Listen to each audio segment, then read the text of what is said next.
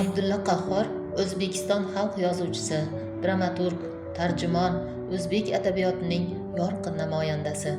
Abdulla Qahhor adabiyot olamiga hikoya janrining tengsiz ustasi bo'lib kirdi. Yozuvchini hatto o'zbek Chexovi deb ham atashadi. Abdulla Qahhor ijodiy hayoti mobaynida 40 dan ziyod asarlar yozgan. Bu kitoblar orasida 30 taga yaqin hikoyalar bo'lib, ular o'zbek adabiyotida hikoya janrining badiiy ufqlarini kengaytirgani bilan ahamiyatlidir.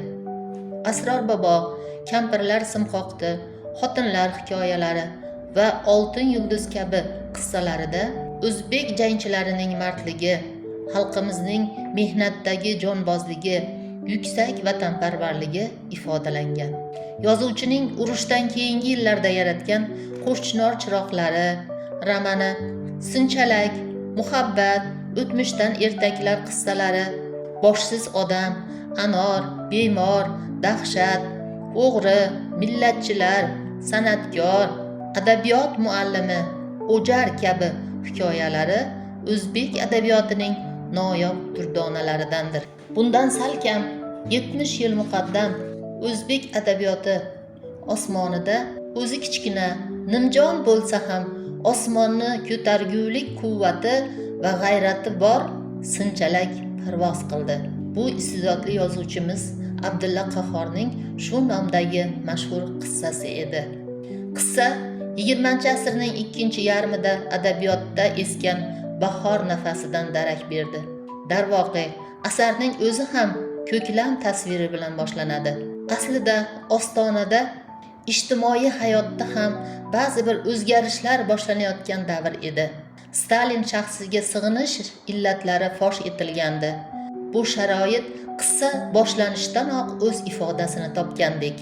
Saida Tohirjon Nosirov bilan xonaga kirgach, derazalarni ochib yuboradi.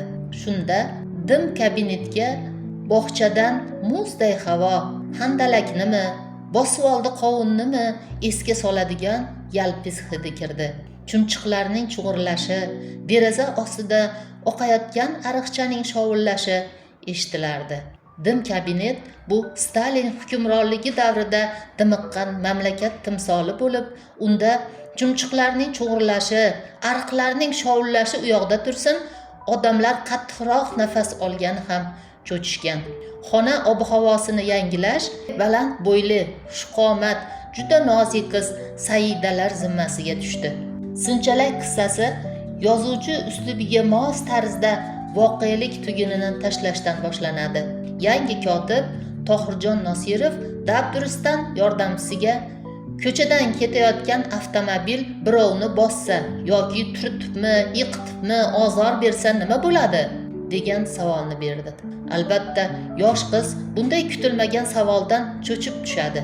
Chunki gap odam hayoti ustida ketyapti-da. Ularning savol-javoblaridan ma'lum bo'ladiki, bunday dovyurak haydovchi mashhur Bo'ston kolxozining raisi Arslonbek Qalandarov ekan. Bu suhbatdan qanday maqsad kutilgan edi? Daromaddan buromad shu bo'ldiki, o'rtoq Nosirov halokat to'g'risidagi gap ochib, yoshgina qizdan maslahat olmoqchi emas, balki uni ana shu soyada o'sgan xiyla erga rais rahbarlik qilayotgan kolxozga kotib qilib jo'natmoqchi ekan. Xullas, bu taklif Saidani bir tomondan hovliqtirib, boshqa tomondan biroz dovdiratgan bo'lsa, o'quvchini ham qiziqtirib qo'yadi.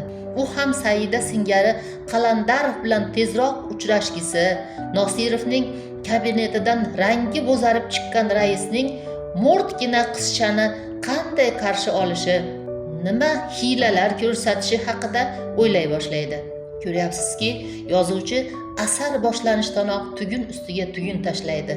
Bu tugunlarning qachon va qanday yechilishiga qiziqib mutolaadan bosh ko'tara olmay qolasiz. Asar o'zi kichkina, nimjon bo'lsa ham osmonni ko'targulik quvvati bor, g'ayrati bor Sinchalak qushiga qiyoslangan Saida ismli qiz haqidadir.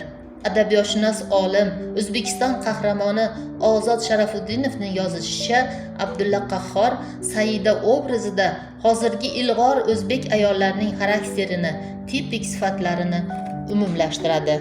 Kozimbek kim va u Saida Aliyevaning hayotida qanday o'zgarish yasaydi? Eshon kim va u asarning syujet qismida qanday o'rin tutadi? Saida Aliyeva o'z maqsadlariga erishadimi yoki Arslonbek Qalandarov murosaga keladimi?